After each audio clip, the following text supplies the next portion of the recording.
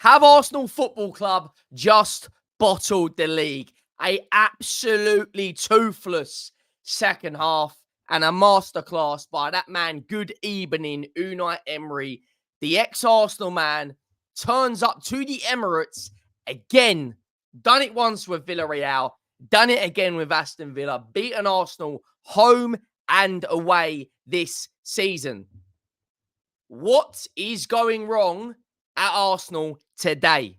A massive game. Liverpool just bottled it. Toothless display against Crystal Palace. So much pressure. The world is watching you. The world is watching you. Smash that like as well.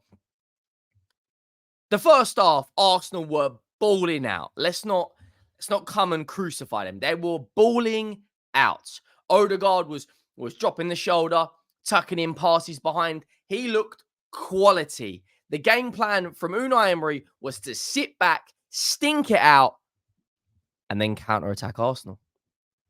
Counter-attack Arsenal with Bailey, with Watkins, with Diaby, with Zaniolo. Arsenal, however, the first half, chance after chance after chance. More chances than my ex-girlfriend, mate. More chances. And Martinez and Villa said, denied. You shall not pass. Gandalf settings. How the ball didn't go over the line for either team in that first half. Arsenal were knocking on the door. Odegaard plays a lovely boy in behind. Saka rattles the post.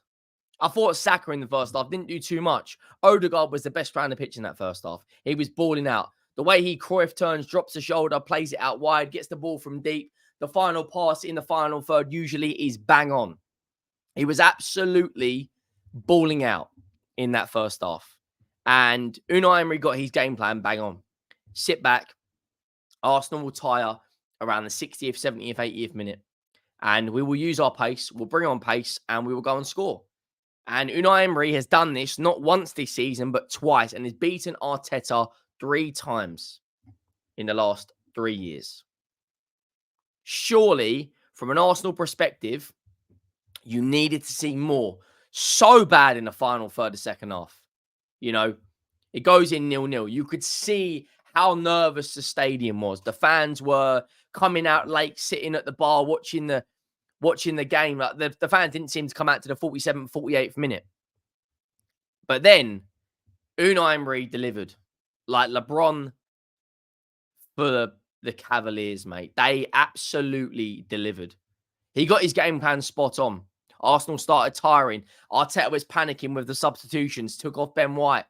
Took off Odegaard far too early for me. He was your most impressive attacker and the only one who looked like he could pick the lock and score or create the chance. But he took him off. And Unai Emery saw that Diaby was slacking, brought on the Jamaican Lightning McQueen, Leon Bailey, and he makes it 1-0.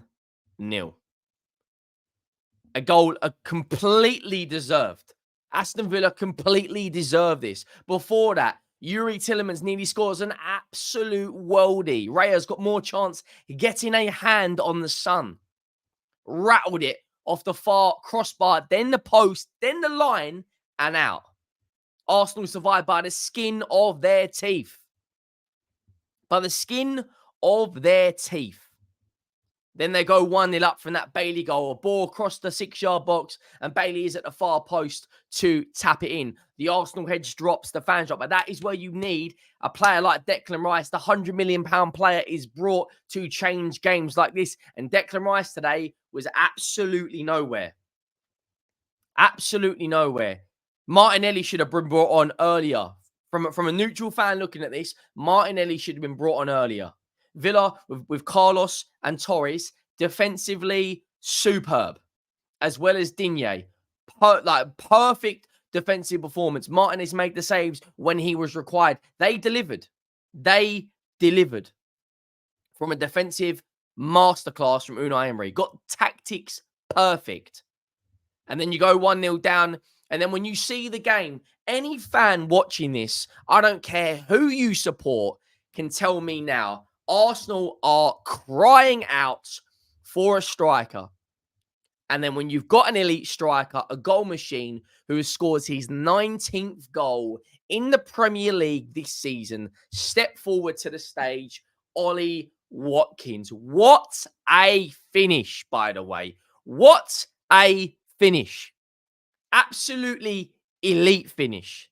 Raya, you tried your best, but sometimes you don't succeed. Coldplay settings. You were on the floor. Aston Villa 2-0 up. And from a Spurs fan's perspective, that's probably the worst result possible because now they're 3 points ahead of us. From my perspective, it was a lose-lose situation. The best thing I wanted was a draw. But from an Arsenal's perspective now, they have got tough games coming their way. They've got a North London derby to play. They've got Wolves away. They have got Manchester United, the ultimate party poopers. But we got to talk about Arteta today. You got to make your substitutions early. It was why Zinchenko was not hooked at halftime and brought on Kivior. If he brings on Kivior, right, you go to a back three centre backs of Kivior, Gabriel, and Saliba, and then Ben White inverts. Zinchenko absolutely stinks in a 1v1 situation. There's a clip going around on the socials. Go and check it out. The back line's like this, and then Zinchenko's following Bailey. Bailey's just dragging him out of position. Bro, you're supposed to be an elite defender. You've won the Premier League on a number of occasions with Manchester City, and you absolutely stink. There's a reason why Manchester City didn't even bat an eyelid when Zinchenko joined Arsenal. 1v1's the guy is toilet. Defensively, he's toilet. Going forward, he's very good, and he inverts, and he gives license for Declan Rice to move forward, and he holds down that defensive shape in the diamond for Arsenal. But other than that, the guy is awful. Got skinned for the first goal. Taken off too late. Yellow cards galore for Arsenal. More cards than Clinton's today. But it's a mental block. And once again, when it comes down to these last 10 games, Arsenal have fumbled it. I honestly thought Arsenal would go out there today and score 2 or 3 goals past this Aston Villa side. It was almost like Arsenal had 1 thought on Bayern Munich and 1 thought on today. Guardiola said it best. Forget the next game. Forget Bayern Munich. Forget Real Madrid. Focus on today. And Manchester City battered Luton yesterday. Liverpool were absolutely toothless. And Arsenal capitulated in the second half. And now it's hard to not look past Manchester City winning their 4th Premier League title in a row. It's hard not to look past it. Arsenal today, they've got to do better in that second half. I was expecting Arsenal to come out, take off Zinchenko, bring on Kivior, maybe bring on Nketiah, roll the dice.